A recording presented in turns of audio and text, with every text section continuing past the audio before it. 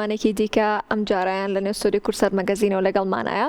چەند کاتژمێرێک لەمە پێش گروپی کوردی کۆڕی ژنانی موکریان نەترین بەرهەمی خۆیان بە ناوی خوایەوەتەن ئاواکەی بڵاو کردەوە کە ڤیدیۆ کلیپێکی جوان کۆمەڵێک دیمەنی جوانی کوردستان لە نێو ڤیدیۆ کلیپەکەدا نیشاندراوە، کۆمەڵێک خاتوونی جوان لە نێو ڤیدیۆ کلیپەکەدا هەن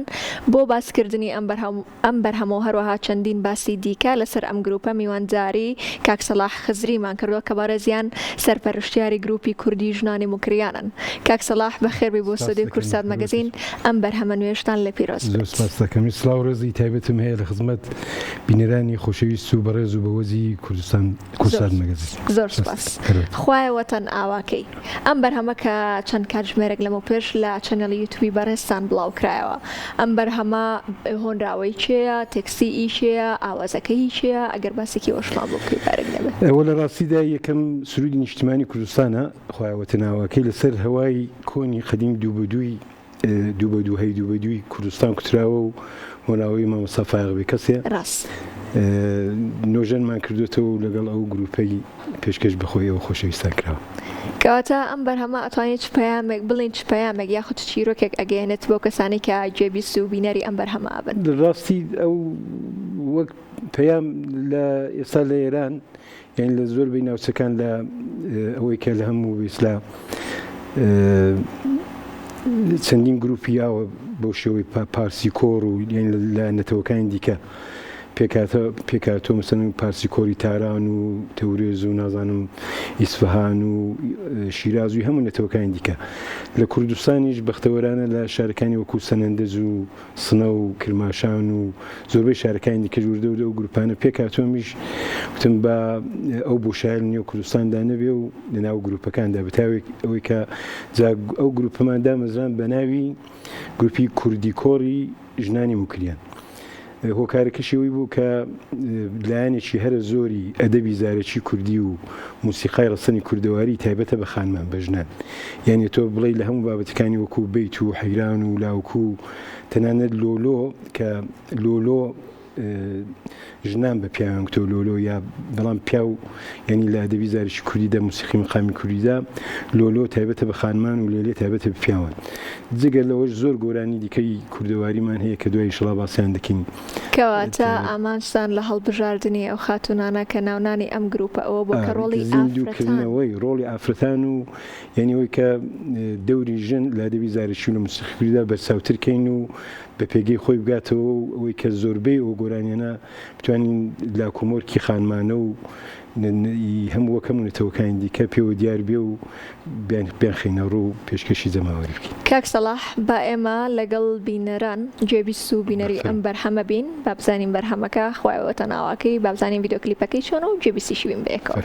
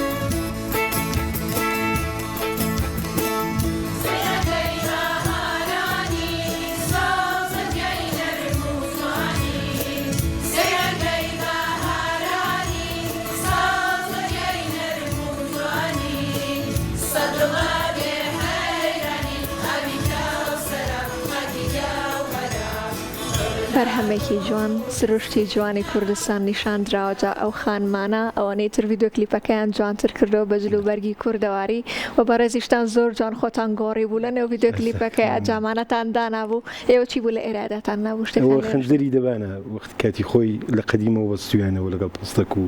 پشتێن دیگرێتنیەوەوانە جلەکانە زۆر جوان لە بەران نەخشاوە جا مامۆستا یان پێم بڵێیت ئەو دیمەنانەی کە لە نێو ڤیدیۆ کلیپەکەیان نیشانە درێت بزەبەت چ شارێکەوە چ شارێکی دیکە لە نێو ڤیدیۆ کلیپەکە ئەبینین دیمەنی چ شارێکە بینین لە ڕاستیدا ئەو یەکەم بەرهەمیە و پێسلا و گروپەیە گروپەکە 85 کەسین 85 خانمن هەمووی ئیمهابادێن بەڵام قرارە و گروپەکەی ئیشەڵا پەری پێ بدەین و فراخانی بۆ بکەین و بانگەوازی بۆ بکەین گروپەکە پەری پێ بدەین و زۆرتر بێ لە شارەکانی دیکەش بەڵام ئەو دیمەنانی کە بینیتان هەموو هەر ئیمهابادین هەموو دیمەنی شاری مەهابادە ئاماژەت بەوە کرد مێژوویەکان و بەڵێ شوێنی زۆر جوانی تیا بوو ئاماژەشت بەوە کرد کە گروپەکە لە 85 کەس پێک هاتووە لە 85 خانم پێک هاتووە جا پێمان بڵێ لە تەمەنی چەند ساڵیەوە تا چەند ساڵی تایەتی چەند خانمانەتان کۆکردەوە 13 ساڵە ڕەتیدایە تا تەمەنی 80 ساڵی زۆر جوانە چۆن بوو ئەم خانمانە حەزیان کرد ببنە گروپێک و بەشدارینەوە ڕاستیدا چەند گروپی دیکە بوون گروپی دەبژن و هێندێک پێشتر تەڵەبەی خۆم بوون بەئیسلا داهاتنم لە فێرگەی و دەرسی ئاواز و موسیقای کوردیم پێدەکوتنەوەوانە لەگەڵ گروپێکی دیکەژی دیاوە زۆر وردە وردە بێوەی کە بانگەواز و ئەوانی بۆ بکە بانکشتی بۆ بکەین بخواان زۆر بوون و ئێستا لە خزمەتیان داین جاوە یەکەم بەرهەم بوو بەتەماین یعنی ئەوەی کە دەستمان پێکردووە هەم لە بواری ئاکادمیەوە فێری موسیقای بێسلا سۆلفێژ و سەداسازی و ئەو بابەتانە دەبن و وردە وردە بەرهەمی تازە و نوێشمان بەدەستەوەیە کە چەندین بەرهەمن ئامادە بوون و بەتەمانی شڵاوانش بەدواویدا تۆماریان کەین و بڵاو بنەوە کەواتە هەر لە ئێستا مژدەی ئەوە ئاێت ئەمە کۆتا بەرهەم نابێت یەکەم بەرهەمە و بەرهەمی دیکەشی بەدوایێت بەرهەمەبێت بەو بابەتی دنا و بابەتەکانی دیکە هەموو خانمانن یعنی وەکو کوتمان زۆربەی گۆرانیەکانی کوردی لە زمان خانمانە وەکو لایە وەکو لانێکلان کۆڵێ وەکو هەتیومەکە شیرەکەم لێ دەڕژێ وەکو وامەکە وەکو دابەزە تا بەخوانە خوێت جگە لەوەش لە موسیقی ینی موسیقای مەقامی کوردیدا هەموو پارچەکانی کوردستانیە ئەو بابەتانە زۆر بەرچاوم بەتایبەت لە بیت لە حەیرانیدا بەلامە حەیرانمان هەیە تایبەت بە خانمانە بیتمان هەیە تایبەت بە خانمانە بیتی کاکە میر و کاکە شێخ و بیتی کانیبی و خواز و بیتی هێندێک بابەتی دیکەن وەکو ئەحمەدی شەنگ و وەکو تایبەت فەقە لە زمان خانمانەوە کراوە زیا هێندێک بابەتی شینجەڕی هەیە ئەوانی شەروەتر گۆرانی و شتی شاد و گۆرانی حتا تەنانەت گۆرانی کاریژ وەکو منداڵ لاوانەوە وەکو لالە وەکو مەشکا وەکو مانگا لاوانەوە و چێڵ لاوانەوە وەکو زۆربەی شتی کوردەواری دیکەمان هەیە کە تەنانەت فقط لە زمان خانمانەوە کوتراون بەتەمای زیندووکردنەوە و بوژانەوەی ئەو بابەتانی دیکەشی دەستان خۆش بە هیوای بەرداوی کاک سەلاح ئامانجی گروپی کوردی کۆڕی ژنانی موکریان چییە؟ لە ڕاستیدا هەر زیندووکردنەوەی ئەو بابەتانە بەداخەوە ئەو زۆر دەبیستم لە سوسیال میدیاکان لە تەلەڤیزیۆنەکان زۆربەی و گۆرانیانە تێکستەکانیان خانمانەیە وەری هەر پیاو کتویانەتەوە چونە و کاتی بەداخەوە پێشەوەی سەردەمداری مێوەزاخیەوەوانە گۆرانیبێژی خانمان کەمتر بوو یا لە هەموو شوێنەکان لەو هەلومەرجە و دەرفەتان بۆ نەڕەخساوە هێندێک خانمیش هەن کە گۆرانی پیاوان دەڵێنەوە دنامە زۆر بابەتمان هەیە بۆ وێنە لاەن هەم شاری کوردی کۆن لە بەتایبەت سەرچاوێکی زۆر خەزانێکی لە من هاتوومان هەیە لە فۆلکلۆردا شاعرەکان تێکستەکان هەموو خانمانن بۆ وێنە دەڵێ باڵام بە باڵات بە قەت گەن و جۆ خۆت ماندوومەکە چون نامدەم بە تۆ دەستۆکەی دەستت گوڵگوڵ پیوازی خۆ من نەمردوم تۆ ژن دەخوازی ئاوێک دێتە خوار لە کانی ڕەشێ بمدەم بە بزمار بمدەن لە کەوشێ بمکەم بە دیاری بۆ سمێڵ ڕەشێ یا ڕەبی بابم هەر بە تۆم بەخشێ یا زۆر شتی دیکەمان هەیە ئەگەر نەدماوە هیچ مەیل و خاتر دۆستێکی دەگرم سەد لە تۆ جوانتر ینی زۆر بابەتیاوەمان هەیە دەستۆکەی دەستت تووکی کەروێشکێ بێنە بۆت بشۆم لە خۆت بێ خوشکێ ینی یا لە حەیران و شتیشدا هەمانە حەیران دەڵا حەیران لە چۆلان لە چۆلی شامێ ئەوە چیش گاز دەکات سەڵا و سەد سەڵای گەورە و گرانم لێ ڕابوو تازەم خەبەری کوڕەتی و حەیرانی زانیوە بە پۆلی نیزام و ئەسکەران دایان بردەوە من داری ئەدامێ ئەم دەسمەوە سەر تێلان تەلەگرافان کەم پیا و ماقۆڵان و پیا و چاکەن ئەگەر خاترم بگرن چاکە دەنا خۆدایەمەوە بن ئاڵایەکە هروسێ و حاشا دەکەمەوە لە دینەکەی ئیسلامێ یا تەنانەت لە بیتەکانیشدا مەسەن بۆ ببینێ لە بیتی ئایشەگوڵیدا کە زمان ئایشەگوڵی بۆ چووکە لە سواری لە کوتاوت مەسەن دەڵێەوە ستێرێک هەڵدێ لەلایەکە کاو لە ئێمەنیە کۆ تەرازوو پێرو خۆ لە ئایشەگوڵی دەکتن و نایگەنیە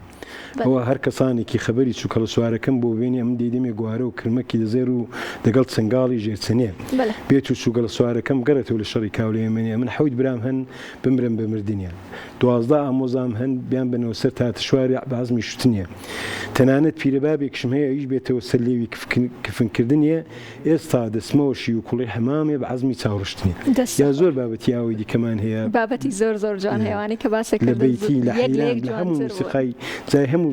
ناوچەکانی کوردستان هەموو پارچەکانی کوردستان بابەتی ئاوە تایبەتمانەیە کە هەموو خانمانەیە و بەداخەوە تۆزی فرامۆشیان پێدا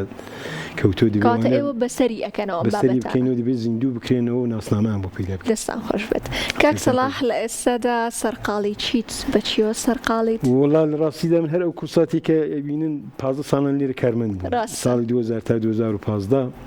ئەو دەمی بەرنامەیەژی لەمە و بەرنامەیەژی وار و چەندین بەرنامەی دیکەم هەبوو ئێستا خەریکی کاری لێکۆڵینەوە و توێژینەوە لەسەر موسیقای پارچەکانی کوردستانی وەک بەیت و حەیران و لاوکو و لێلێ و هۆرە و سیاسەمانە و مەقاماتی گەرمیان و موسیقای بەخشەکانی خوراسان و موسیقای ئیزەدیەکان و ئەو بابەتانە دەستە خۆش بێت کاک سەلاح هەر هەبیت هەمیشە بەردەوام بیت هەمیشە سەرکەوتوو بیت زۆر خۆشحاڵ بووین کە ئەم ئێوارە لە کورسات مەگەزین و لەگەڵ ئێمە بوویت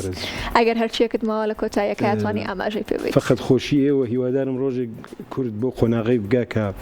ئەو هەموو خێزانی لە نەهاتووی کە هەیەی ناسنامان بۆ پیدا بکە و وەکو هەموو نێتەوەکانی دیکە